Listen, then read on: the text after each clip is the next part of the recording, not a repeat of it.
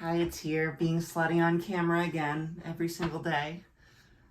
Today we're going to be reading a shorter piece by Errico Malatesta called Anarchism's Evolution and Apropos of an Interview, written October 14th, 1897. An interview I had with my friend Cian Kabila, which was published by him in Avanti, has drawn some comment which I was not expecting. Not having been able to get my hands on the edition of Avanti, in which the interview was published since it has been impounded, how my words were reported I cannot tell, but the esteem in which I hold Cian Kabila, I feel like I'm saying that wrong, gives me every confidence that he has not at all misrepresented my thinking. How comes it that commentators have drawn inferences from it which I, as the principal concerned, emphatically reject? I am not talking about the correspondent from Il Resto del Carlino, who finds that my thinking, quote, comes very close to that of legalitarian socialists, unquote. He is a bourgeois journalist and therefore cannot place much store by the distinctions between socialists and may well have no grasp of them. We socialists of every persuasion all want to end the bourgeois' domination, and naturally we are all the same as far as the bourgeoisie are concerned. The same way as atheists, Protestant Jews, and anyone else who contests the Pope's authority are all the same as far as Catholic priests are concerned. I can only hope that the day is near when today's bourgeoisie, stripped of the privileges that mar their judgment today, will be able, in practical terms, to scrutinize and level-headedly gauge the differences between the various methods advocated for implementing socialism. Given that it is socialist and an authoritative source for socialists, Avanti deserves fuller consideration when it finds in what I told Cian Kabila an unmistakable indication of anarchism's evolving into the direction of Marxist socialism, unquote. Claiming they were moving in their direction is a long-established ploy of the democratic socialists when they are trying to treat us with kid gloves rather than reiterating with Liebknecht that we are, quote, the favorite sons of the bourgeoisie and the governments of all countries, unquote. For instance, I remember that a few years ago, the lawyer Balducci from Forli, seizing on the occasion of the publication of a private letter of mine by a friend, in which I advocated organization of the toiling masses, wrote that I had, quote, watered down my wine, unquote, and congratulated me on this, as if this was new ground for me. Although, ever since 1871, I have not exactly been one of the lesser-known advocates of the Internationale in Italy,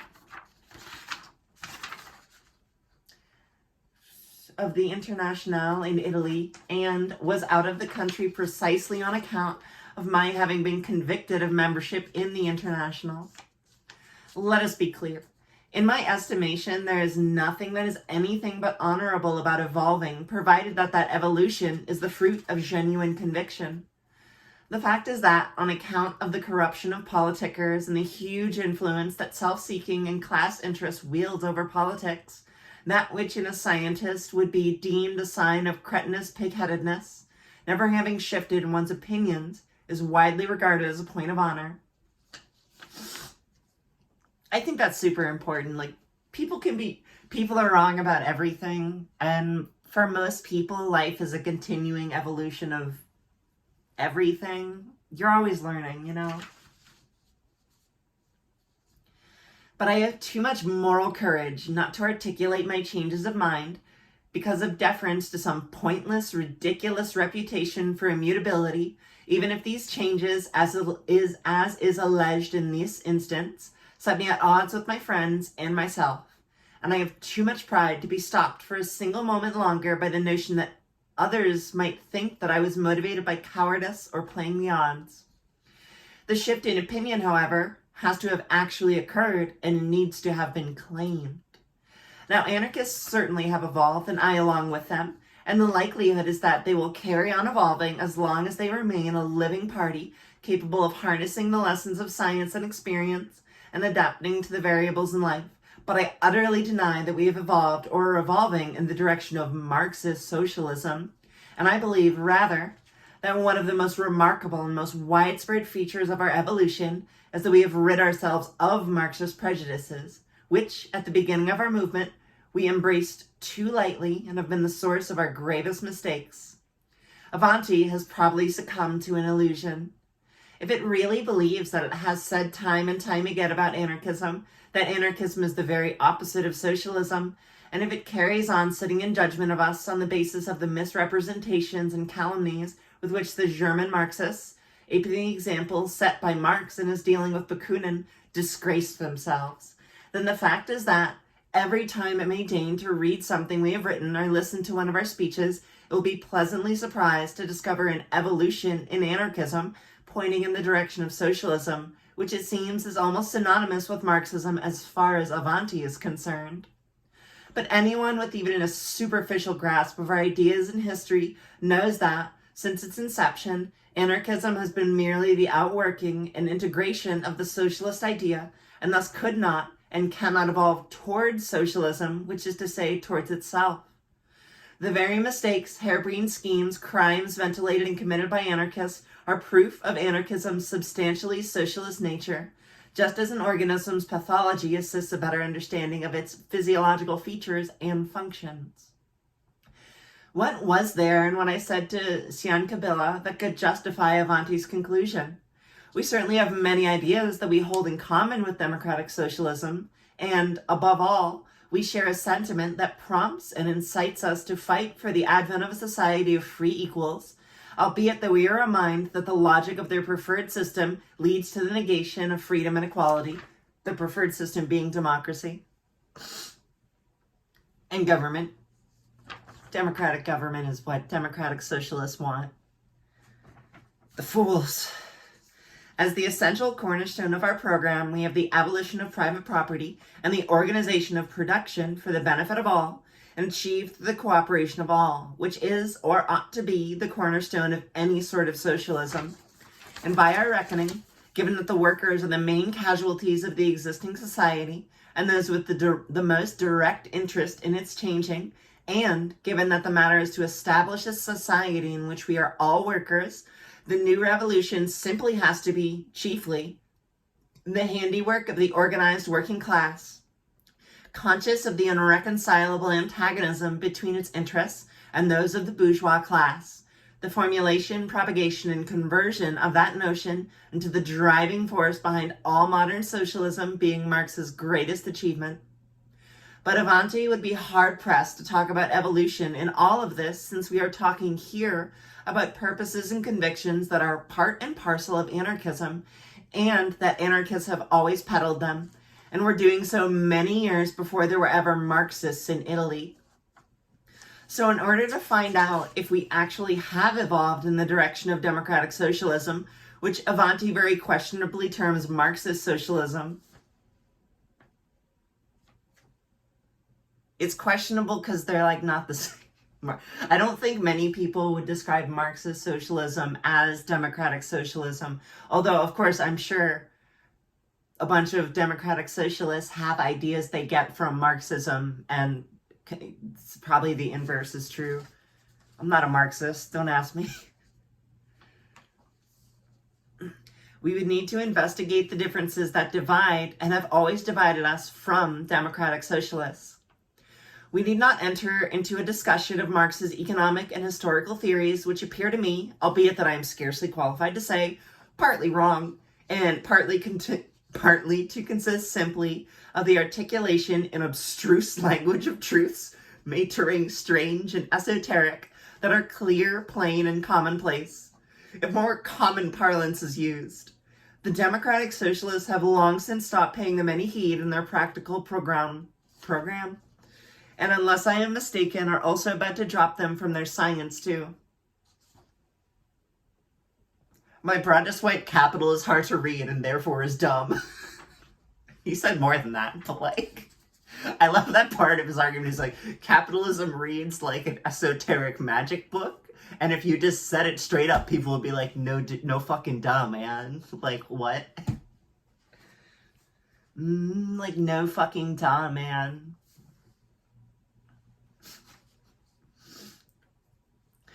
What matters to us as party men is what parties do and mean to do, rather than the theoretical notions by which they have been inspired or with which they seek, after the event, to explain away and justify their actions. Right now, therefore, we are at odds with and in a fight with the democratic socialists because they are out to change the present society by means of laws and by carrying over into the future society the government, the state that they claim will become the organ of everybody's interests, whereas we want society to be changed through the people's own efforts and want the complete destruction of the machinery of the state, which, we say, will always be an agency of oppression and exploitation and will tend, by its very nature, to establish a society founded on privilege and class warfare. We may be right, we may be wrong, but where is the suggestion by Avanti that we are flirting with its authoritarian conception of socialism? Avanti's party, being an authoritarian party, it logically has its sights set on capturing public office. Have we perhaps stopped directing our efforts into the purpose of rendering public office, which is to say government, redundant and doing away with it? Or have we maybe begun putting our faith in this nonsense about taking possession of the government, the better to dismantle it? This is like, I'll become a cop in order to abolish that police. No, it's not going to work. It's not going to work, friend. I love you, but it's not going to work. Becoming local sheriff won't work, man. Believe me. I've looked into it. I've looked into it. Don't do it. It doesn't work. That a number of unduly naive or unduly crafty socialists prattle about. Quite the opposite. No one delving deeply into a study of anarchism will have any difficulty understanding that in the movement's early days there was a strong residue of Jacobinism and authoritarianism within us. A residue that I will not make so bold as to say we have destroyed utterly. Hello, Lorenzo. But which has definitely been and still is on the wane. Once upon a time, it was commonly held view in our ranks that the revolution had to be authoritarian as a matter of necessity. And there was more than one of us caught in the curious contradiction of wanting to see, quote, anarchy achieved by force, whereas these days, the general belief among anarchists is that anarchy cannot be delivered by authority, but must arise from ongoing struggle against all and any opposition, whether in slowly evolving times or in tempestuously revolutionary periods, and that our purpose should be to see it that the revolution itself is, right from the very outset, the implementation of anarchist ideas and methods. The Avanti's party is a parliamentary party, both in terms of its aim for the future and its present tactics, whereas we are against parliamentarism both as a form of recast society and as a current method of struggle. So much so that we regard anarchist socialism and anti-parliamentary socialism as synonymous, or thereabouts, very similar.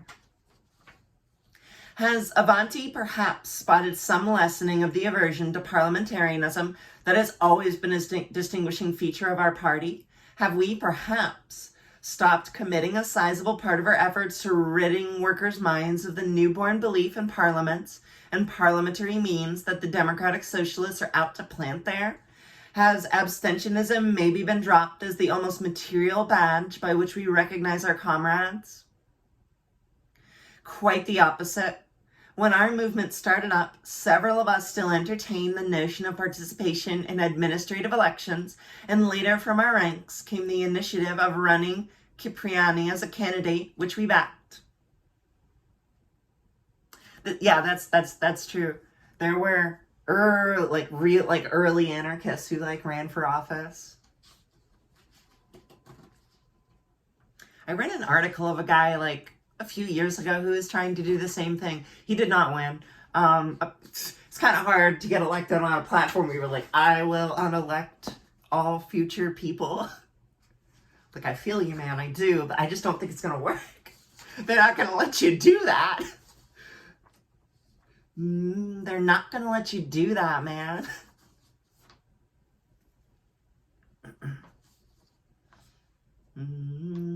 Today, we are all of one mind in regarding administrative elections every bit as pernicious as political ones, perhaps even more so. And we also repudiate protest candidacies to avoid any misunderstanding. So where is the evolution in the direction of Marxist socialism?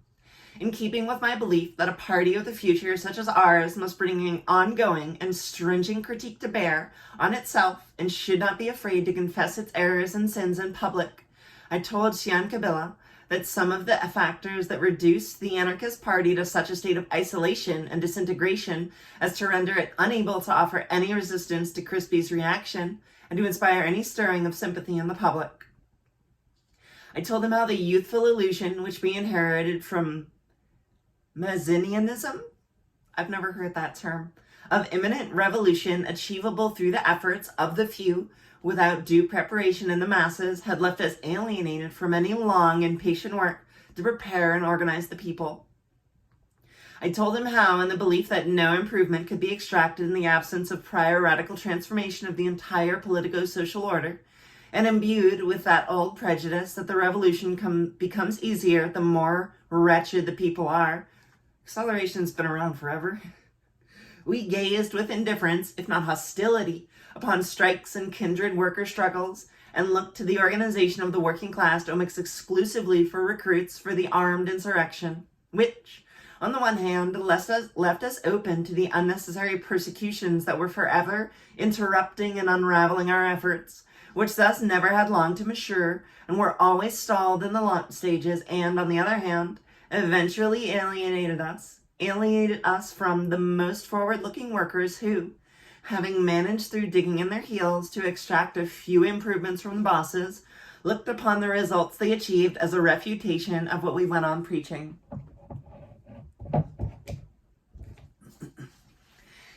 Basically, that some people achieved some concessions, so they were like, therefore, we can dismantle the government through reform, which is that's not how that works.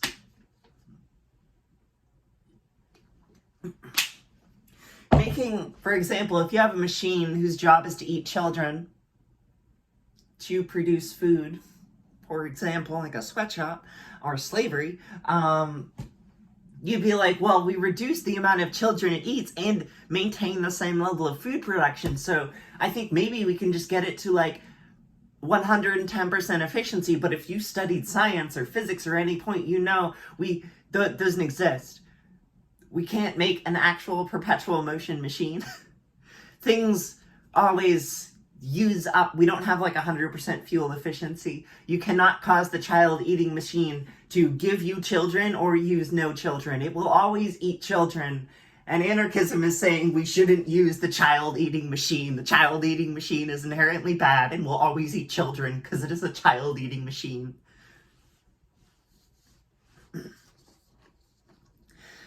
And I told him how these days we look to the labor movement for the basis of our strength and an assurance that the coming revolution may well prove to be socialist and anarchist, and how we rejoice at any improvement the workers manage to win, and that it boosts the working class's consciousness of its strength, triggering further demands and fresh claims, and brings us closer to the crunch point where the bourgeois have nothing left to give unless they renounce their privileges, and where violent conflict becomes inevitable. All of this and much more that I could have told him certainly signals an evolution in our thinking and practice, but far from representing some, quote, evolution in the direction of Marxism, unquote, it is the result of our jettisoning what little Marxism we had embraced. Indeed, was our old tactic not, perhaps, the logical outcome of the strict and unilateral interpretation of the law of wages devised by the Marxist school of thought? Was it not a mirror image of the influence of Marx's economic fatalism? And isn't the authoritarian spirit, which still lingered within us, the spirit by which Marxists are prompted and which lingers unaltered through all of their own, not always forward-looking evolutions? No. Allowed me to dispel Avanti's illusions. We're not about to turn into Marxists. Rather, we look forward to Marxists, refreshed through contact with the spirit of the people, going to turn, if not into anarchists, then at least into liberals, in the good sense of the term. That last quote's really, in the good sense of the term. The good liberals, you know, not the bad liberals.